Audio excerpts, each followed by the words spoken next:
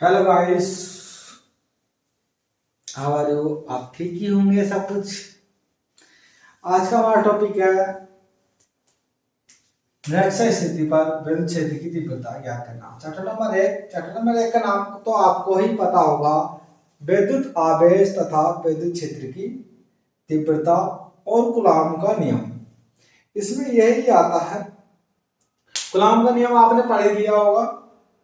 Coulomb का नियम आपने पढ़ लिया होगा। अब हम आपकी बारी करवाएंगे निरक्षर स्थिति पर विद्युत क्षेत्र की तीव्रता ज्ञात करना। तो ये तो डेफिनेशन आप लिख ही लोगे, इसलिए मैंने ज्यादा टाइम वेस्ट ना करने के कारण इसलिए मैंने अपने पहले ही लिख दिया ये। तो मैं आपको समझाना चाहता हूँ, ए पर प्लस क्यू, बी पर माइनस क्यू आवेश स्थित है तथा ए से ओ दूरी पर एल है, ओ से बी दूरी पर एक बिंदु एल है, ए तथा बी के बीच की दूरी 2l है तथा ओ से पी की दूरी r है। ओ से पी की दूरी r पर हमें विद्युत क्षेत्र की तीव्रता ज्ञात करनी है।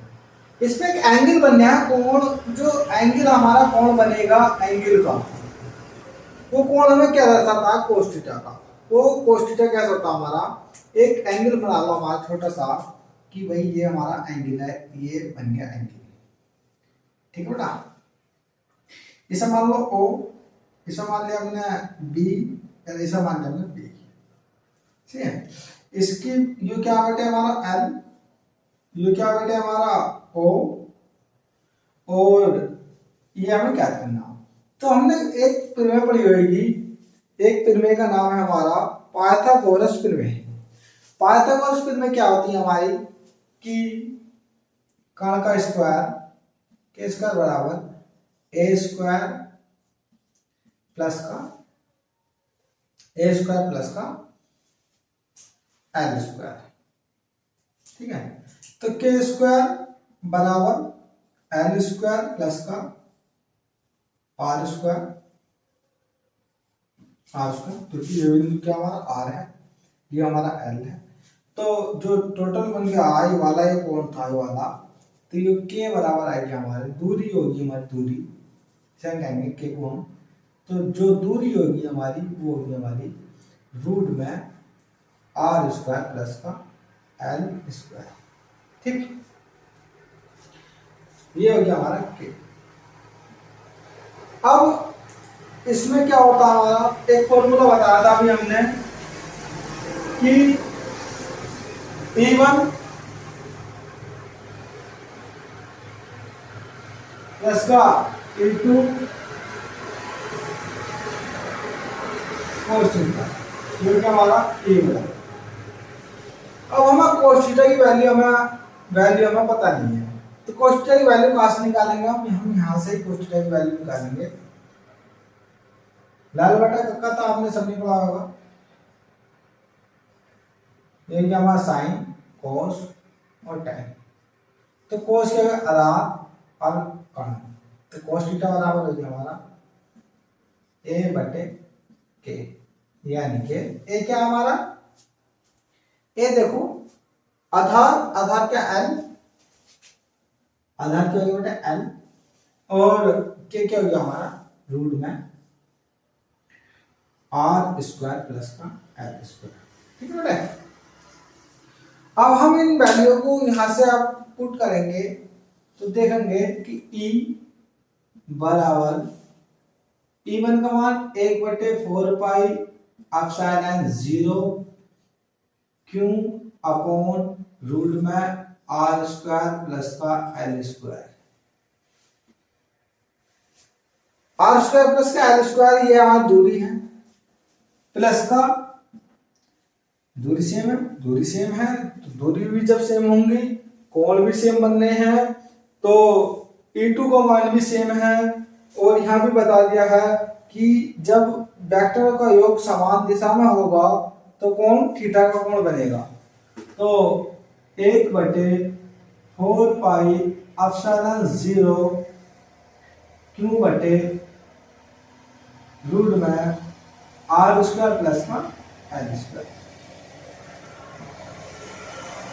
यहां तक बात आपके समझ में आ गई होगी। और बीच में रह गया कोस थीटा। अब दोनों सेम है, दोनों को जोड़ दो, यानी कि 2 बाहर ले लो, 1/4 पाई एप्सिलॉन 0 क्यू बटे आर स्क्वायर प्लस का एल स्क्वायर। और कोस थीटा का मान हम अभी निकाला था, ये है कोस थीटा का मान क्या, एल बटे रूट में आर स्क्वायर प्लस का एल स्क्वायर। ठीक है बेटे, यहां तक आपको समझ में ही आ गया होगा। इसके बाद अब हम आगे चलते हैं। तो ई बराबर 2, अभी मत लो 2 को, ई बराबर इसे कर लो 1/4 पाई एप्सिलॉन 0 गुणा 1/r स्क्वायर प्लस का एल स्क्वायर, इसे ले लो, और वही इसे पूरा ले लो बेटे यहां से, रूट में आर स्क्वायर प्लस का एल स्क्वायर।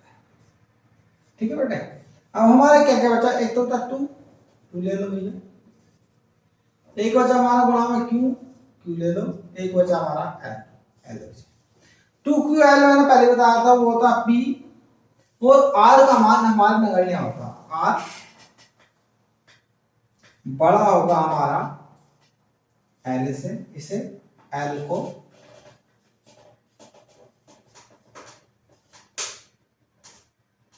नगण्य मानने पर।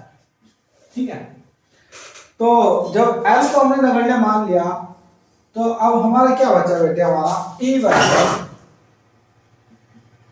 E बराबर 1/4 पाई एप्सिलॉन 0, ठीक है, 2QL यानी कि P, 2QL यानी कि P, 2QL बराबर P, वैद्युत ध्रुव L को हमने नगण्य मान लिया था, तो ये बचा हमारा R का स्क्वायर यानी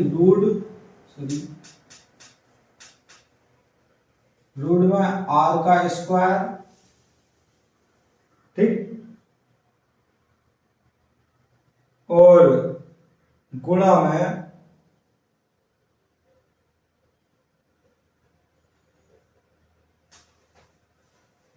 क्या आएगा हमारा, R का स्क्वायर हो गया, गुणा में R का स्क्वायर,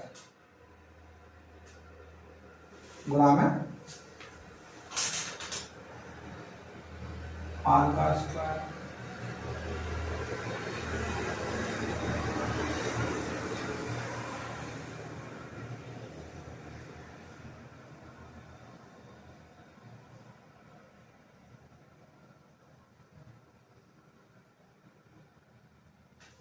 ये देखिए रूट में नहीं आएगा, ये रूट में नहीं आएगा, ये रूट में नहीं आएगा, दिख रहा है कहां से होगी, ये R का स्क्वायर आएगा, ये R का स्क्वायर आएगा।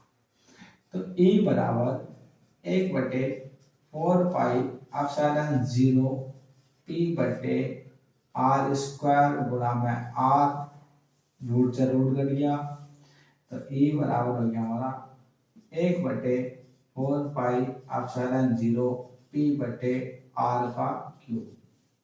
ये हमारा निरक्ष स्थिति पर हो गया। एक बात को समझ लो, समझ में आ जाएगा तो ठीक है, बहुत अच्छी बात है, नहीं आएगा तो कोई बात नहीं।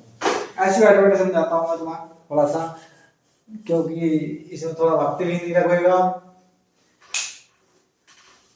निरक्ष स्थिति पर विद्युत क्षेत्र की तीव्रता हमें ज्ञात करनी है, निरक्ष स्थिति पर विद्युत क्षेत्र की तीव्रता हमें ज्ञात करनी है। हमारा कौन ये था, और मैं अपनी डेफिनेशन से बताता हूं, ऐसी बता दूंगा, और क्लियर सी बात है कि ए बिंदु पर -q तथा बी बिंदु पर +q आवेश स्थित है, दोनों के बीच की दूरी 2l है,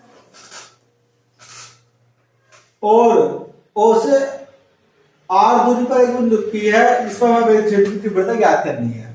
ये तो छोटी डेफिनेशन मेरी तरफ से हो गई।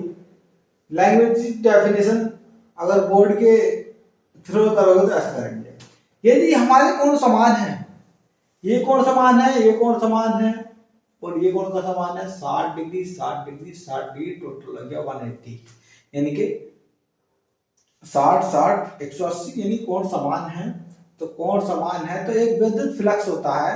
यदि विद्युत फ्लक्स में हमारा फाई ई बराबर E dot D A cos theta, यदि हमें कोण दिया गया हो, कोण दिया गया हो, तो जब कोण दिया है इसमें तो कोस थीटा लगाना जरूरी था। कोस थीटा का मान हमने निकाला, हमने कोस थीटा का मान पहले दूरी निकाली, दूरी निकालने के बाद लाल बटे कक्का से निकाली, पाइथागोरस में थी।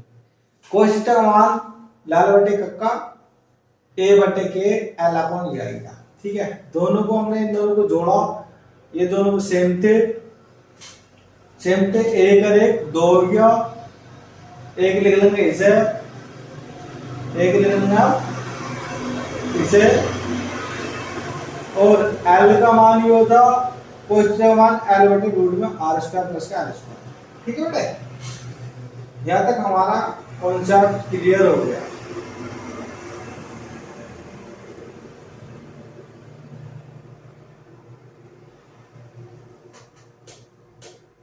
और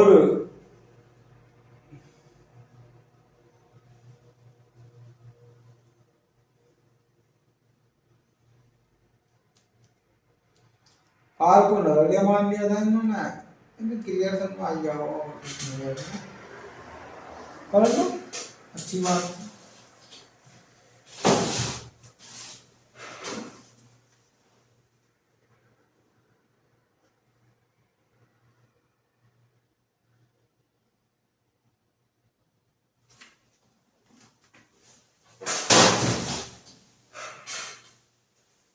ठीक, तुम सोच रहे होगे